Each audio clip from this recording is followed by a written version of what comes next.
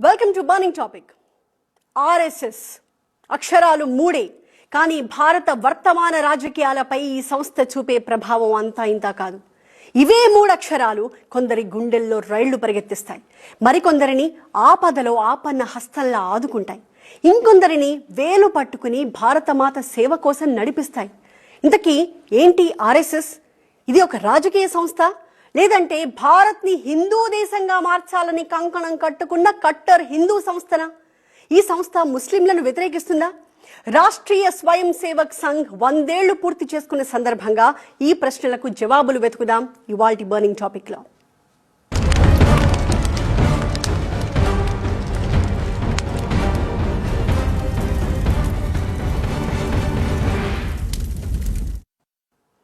దేశానికి బాహుబలి, ప్రధానిగా హ్యాట్రిక్ కొట్టిన ధీశాలి, ఆధునిక భారత చరిత్రలో తనకంటూ ఒక చాప్టర్ రాసి పెట్టుకున్న ప్రజానాయకుడు నరేంద్ర మోదీ.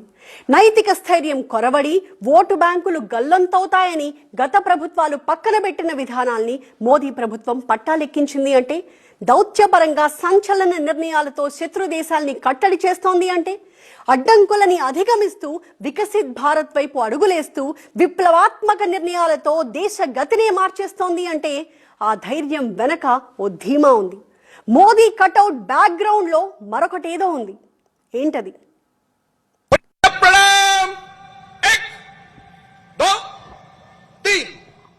నమస్తే సదా వత్సలే మాతృభూమే. కర్త కర్మ క్రియ నేనే, నన్ను నడిపించే ఆత్మ మాత్రం వేరే అంటూ తన వెనకున్న ఆర్ఎస్ఎస్ ధ్వజాన్ని సగర్వంగా చూపించారు ప్రధాని మోదీ. సంఘ్ సేవకు 100 ఏళ్లైన సందర్భాన్ని ప్రధాని మోదీ సెలబ్రేట్ చేసుకున్న తీరు దేశం మొత్తాన్ని ఆలోచింపజేసింది. ఆర్ఎస్ఎస్ శతాబ్ది ఉత్సవాల్లో మోదీ ప్రసంగం ఒక విషయాన్నైతే స్పష్టం చేసింది. స్వాతంత్ర్య పోరాటంలో ఆర్ఎస్ఎస్ పాత్ర ఏంటని నిలదీసే వాళ్లకి జవాబు చెప్పడమే కాదు, ప్రస్తుత ప్రభుత్వానికి కూడా సంఘ్ నైతిక బలమే ప్రధానమైన తోడు అని చెప్పకనే చెప్పేశారు. మాలూం తెరకు మేరే పీఛే కౌన్ హై అని స్వరం పెంచి ఓ సంకేతమిచ్చారు ప్రధాని మోదీ. జనరంజక పాలకుడిగా మోదీకొస్తున్న ఎక్స్పోజర్ ని అటుంచితే, పారదర్శక పాలన, కఠోర క్రమశిక్షణల వెనక దాగి ఉన్న శక్తి మాత్రం ఆర్ఎస్ఎస్ అనేది జగమెరిగిన సత్యం. నిన్నటిదాకా ఇదొక బహిరంగ రహస్యం. ఇప్పుడు the shadow behind Indian politics అని ఆర్ఎస్ఎస్ ప్రమేయం గురించి నేషనల్ మీడియా గొంతు చించుకుని చెప్తోంది. వాళ్ళెవరో రాయడం కాదు, కనిపిస్తున్న వాస్తవం కూడా ఇదే. ప్రస్తుత మోదీ కేబినెట్ లో ప్రతి 4 మంత్రుల్లో 3 సంఘ్ నుంచి వచ్చిన వాళ్లే. మొత్తం 58 మంది బీజేపీ అమాత్యుల్లో 38 మందికి ఆర్ఎస్ఎస్ బ్యాక్గ్రౌండ్ ఉంది. నిర్మలా సీతారామన్, జైశంకర్, అమిత్ షా, రాజ్నాథ్ సింగ్, నితిన్ గడ్కరీ, శివరాజ్ సింగ్ చౌహాన్, పీయూష్ గోయల్ ఒక్కొక్కరు మెరికల్ లాంటి లీడర్లు. అందుకే అత్యంత కీలకమైన పోర్ట్ఫోలియోల్ని వాళ్ల చేతికిచ్చి ప్రభుత్వానికి చేవదెచ్చారు ప్రధాని మోదీ. పైగా మిగతా మంత్రుల కంటే వీళ్లు 3 రెట్లు బెటర్ గా పర్ఫార్మ్ చేస్తున్నట్టు ఇటీవలే ఒక ప్రోగ్రెస్ రిపోర్ట్ లెక్క తేల్చింది. టీం మోదీ ఇంతటి బలవర్ధకంగా ఉందంటే దాని వెనక ఒకనాడు సంఘ్ సిద్ధాంతంతో మమేకమై ఇవాళ రాజకీయాల్లో రాటుదేలిన మంత్రుల కష్టమే కీలకం. అంతేనా, బీజేపీగా మారక ముందున్న జనసంఘ్ స్థాపకుడు పండిత్ దీన్ దయాళ్ ఉపాధ్యాయ అంత్యోదయ సిద్ధాంతాన్ని ఆచరణ రూపంలో పెడుతోంది టీం మోదీ. అట్టడుగున ఉన్న వారికి అభివృద్ధి ఫలాలు అందడమే రాజనీతి యొక్క ప్రధాన లక్ష్యమని చాటుతూ సంఘ్ సిద్ధాంతాన్ని అడుగడుగున ఆచరణలో పెడుతోంది. అంతెందుకు, స్వయానా ప్రధానమంత్రి మోదీనే ఆర్ఎస్ఎస్ ప్రచారక్. అంటే ఫుల్ టైం సంఘం కోసం పనిచేయడం. ఖాకీ నిక్కరేసుకుని కర్ర పట్టి సాము చేసి సంఘ్ విధించిన పంక్చువల్ లైన్స్ మీద నడిచిన వ్యక్తిగా మోదీకి పవర్ఫుల్ ఫ్లాష్ బ్యాక్ ఉంది. నేను ప్రధానమంత్రిని కాదు, ప్రధాన సేవకుణ్ణి అని తనకు తానే సర్టిఫికెట్ ఇచ్చుకున్నప్పుడు సేవక్ ఆఫ్ ఇండియా అని హెడ్లైన్ వార్తల్లో నిలిచారు ప్రధాని మోదీ. ఆసియా ఖండంలో మిగతా ప్రజాస్వామ్యాలన్నీ పటాపంచలవుతుంటే మన దేశం మాత్రం నిటారుగా నిలబడే ఉందంటే దానికి కారణం ఇక్కడున్న సుస్థిర పాలనే. మోదీ సంతకం పెట్టి అమల్లోకి తెచ్చిన అనేక విధాన నిర్ణయాలు ఫలాలనిస్తూ వికసిత్ భారత్ ఆవిష్కృతమవుతోంది. మోదీ సర్కార్ ఏ కొత్త ఆలోచన చేసినా మొదట్లో అసాధ్యమన్న వాళ్లు అమల్లో సక్సెస్ అయ్యాక నోరెళ్లబెట్టేశారు. నిన్న మొన్నటి జీఎస్టీ 2.0, అంతకు ముందు digital payment system, surgical strikes, penal code మార్చడం, ఆపరేషన్ సింధూర్, వేటికవే అన్ని విప్లవాత్మక చర్యలే. ఆర్టికల్ 370 రద్దు, ట్రిపుల్ తలాక్ రద్దు లాంటి సాహసోపేత నిర్ణయాలతో ముస్లిం సమాజాన్ని కూడా అక్కున చేర్చుకుంది మోదీ సర్కార్. ద మోస్ట్ పవర్ఫుల్ హిందూ జాతీయవాద సంస్థగా రాష్ట్రీయ స్వయం సేవక్ సంఘ్ భావజాలమే మోదీ మార్క్ ఆఫ్ గవర్నెన్స్ ని కొత్త పుంతలు తొక్కిస్తోందా? సావధానంగా ఆలోచించే మెదళ్లకు ఇప్పుడు కాదు, ఎప్పుడో అయిన జ్ఞానోదయం ఇది.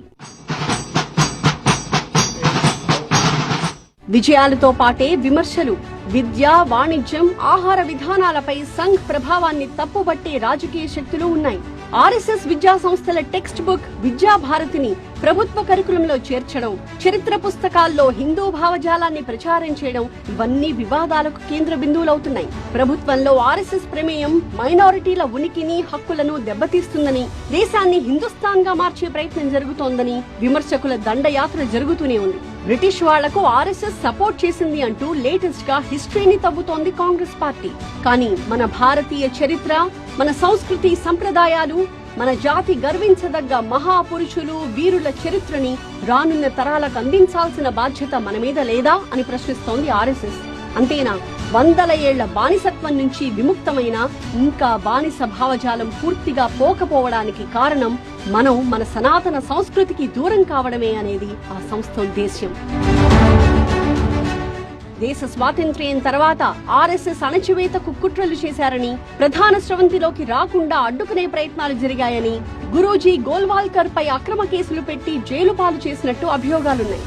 నిషేధం బారిన పడి ఉనికిని కోల్పోయే ప్రమాదంలో కూడా పడింది ఆర్ఎస్ఎస్.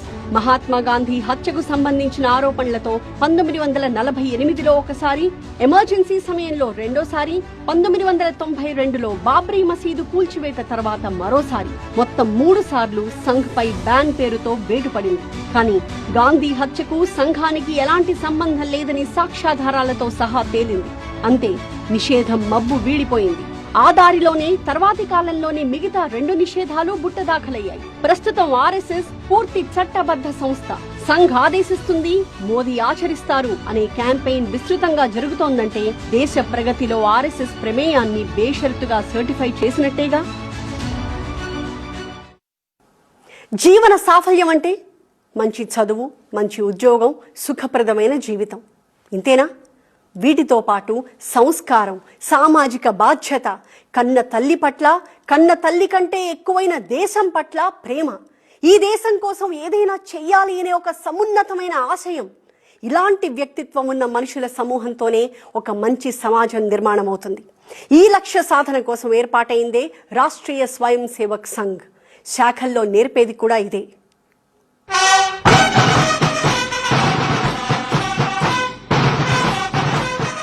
1920లో దేశం బ్రిటిష్ వలస పాలనలో మగ్గుతున్న రోజులు.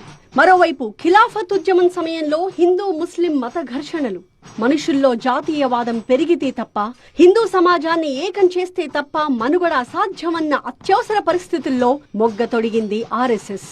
సరిగ్గా 100 ఏళ్ల క్రితం 1925 నాగ్పూర్ లో పుట్టిన రాష్ట్రీయ స్వయం సేవక్ సంఘ్ ఒక నిశ్శబ్ద విప్లవంలా దేశమంతా విస్తరించింది.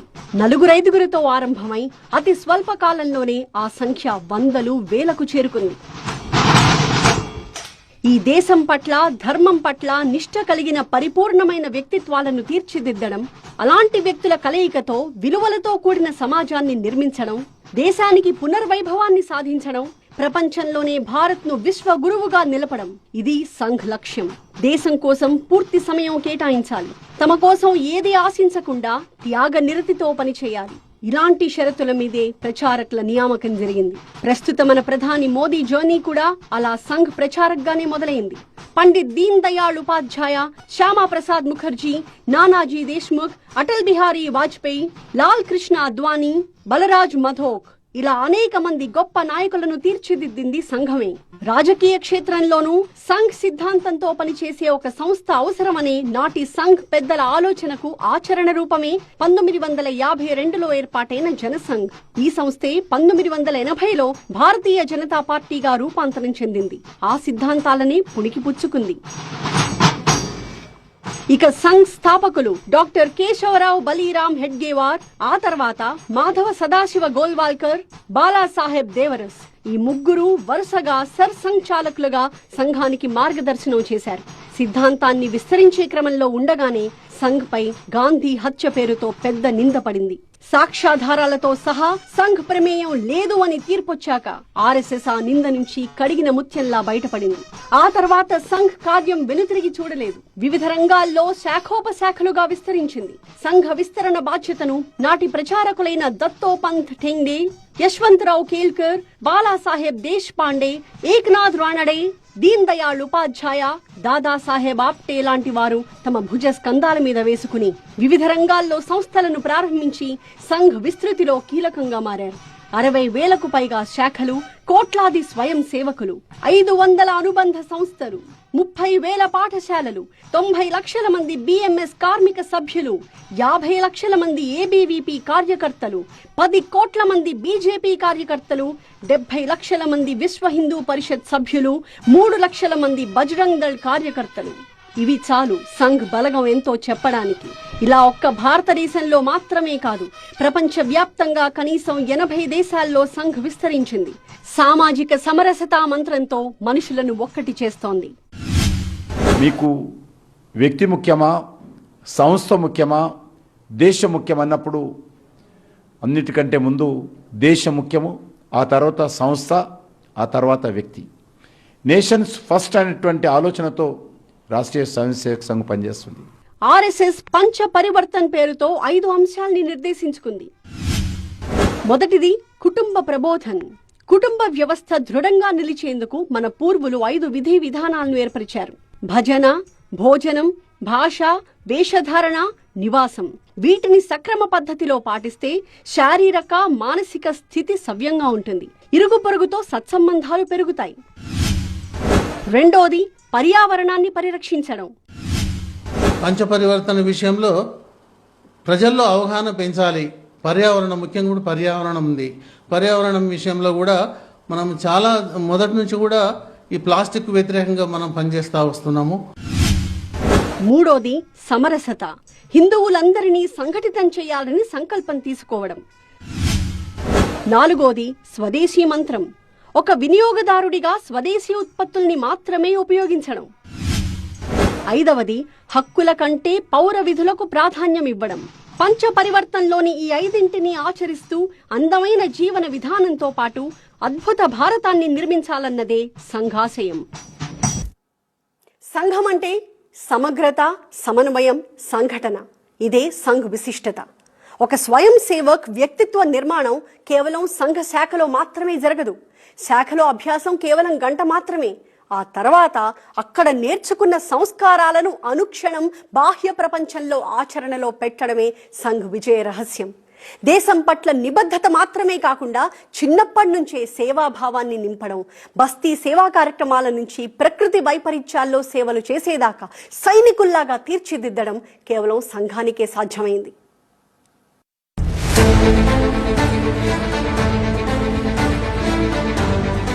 ఆర్ఎస్ఎస్ మాతృ సంస్థగా ఇవాళ ప్రపంచవ్యాప్తంగా కొన్ని వందల సంస్థలు సేవా కార్యక్రమాల్లో నిమగ్నమై ఉన్నాయి.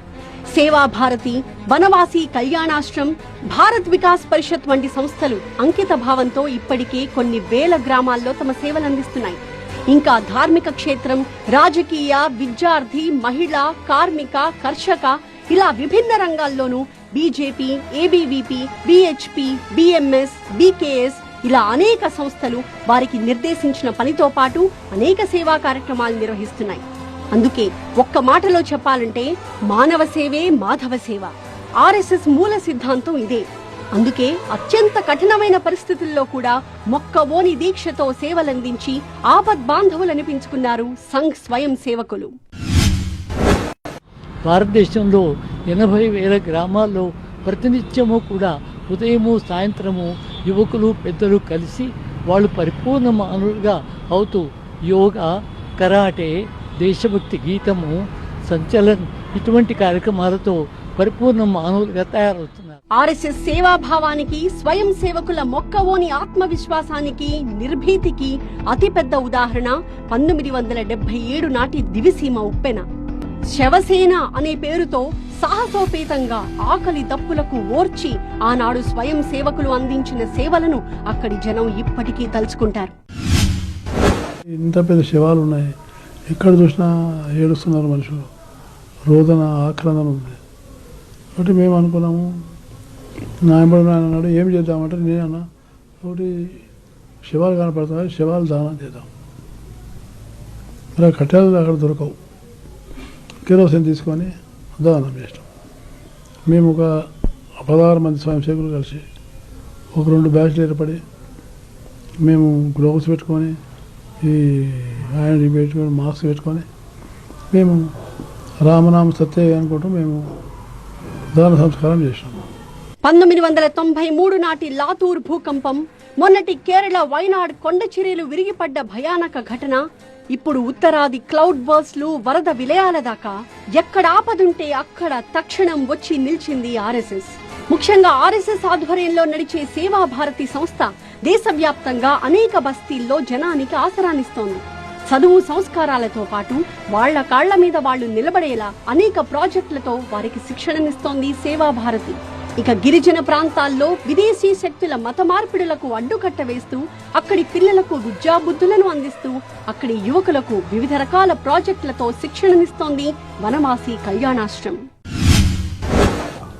నేను వనవాసి కళ్యాణాశ్రమం అని చెప్పేసి గిరిజన ప్రాంతాల్లో పనిచేస్తూ ఉంటాను.